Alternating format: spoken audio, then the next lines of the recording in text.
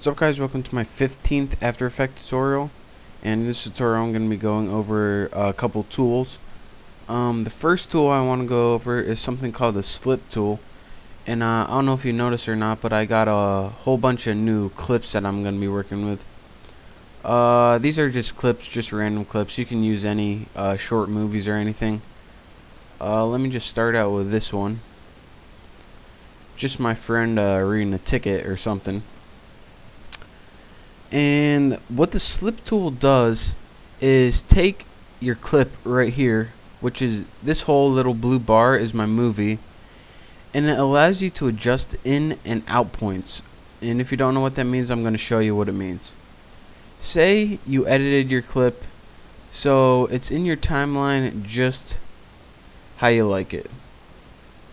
Now as you can see, whenever we edit our clip, we After Effects shows you, even though it's not showing the movie, it shows you the ends of the clips just so you can see how long it is.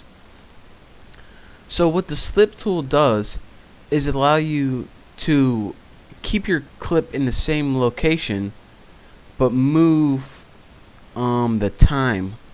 So say you edited this clip, you already put a bunch of keyframes in, but you're like, alright, instead of my friend reading this ticket right now, I want him to be talking right now.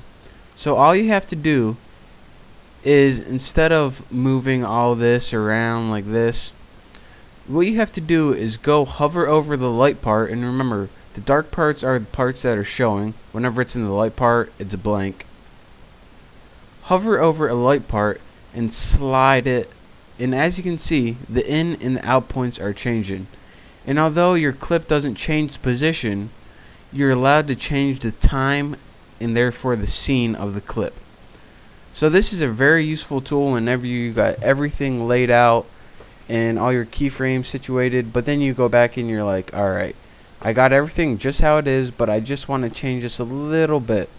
So there's one useful way to use a slip tool. Another thing that you can do, let me go ahead and fix this. Another thing that you can do is split layers. Now, this is pretty much exactly like it sounds. Say you got one layer, but you want to split it in two. So, see, my friend's reading a ticket right now, and now he's talking. Move your current time indicator right in between those places, and then you want to go up to edit, and then after you want to go to split, wherever that is. Here it is. Edit split layer. And now, as you can see, you got two different layers that you can work with.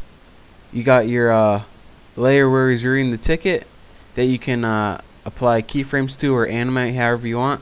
And then you got a whole different another layer where he's talking. So this is how you can animate the same scene, split it up so you're not messing with the other part. This is going to come in use a lot later. And the last tool I want to, actually the last two tools I want to go over you guys with is the overlay and ripple tool. And these pretty much kind of act just like they sound. Say you got, this is actually we made these two dance clips. And say we wanted to add a clip right in between them. To do this, we will need a tool called the ripple tool. So go ahead and get a scene. This is an entirely new scene. And down here on the bottom right, these are the overlay and ripple tool. The overlay is the little arrow that's overlaying the gray thing. And the ripple tool is a little ripple tool. Well, that makes no sense, but you know what I mean. What the ripple tool does is pretty much take this scene and squeeze it in between your two clips wherever the current time indicator is. So as you can see, if I press this, now we have this first dance clip. The ripple tool squeezed this movie in between, and then we have our last dance clip. So instead of what was touching here and here, we now have this new robot scene in between. And what overlay does is a lot different than that. It pretty much says, alright, wherever your current time indicator is, That's where I'm gonna start. I don't care what's below me. I'm gonna lay my movie right on top of it. So as you can see, this doesn't try to squeeze in between or anything. It just pretty much lays on top and takes justice over any scenes that were below it. So again, the ripple tool squeezes it in and doesn't mess with any of your other clips. The overlay pretty much is like a blanket and lays the new clip on top of your old ones, so that new scene is the only one you're gonna get to see.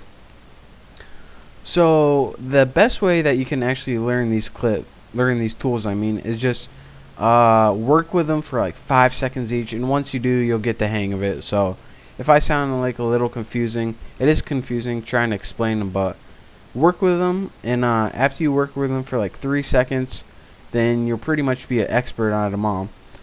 So that's all the boring stuff we had to learn for this tutorial. In the next tutorial, I promise it'll be more exciting. So thank you for watching.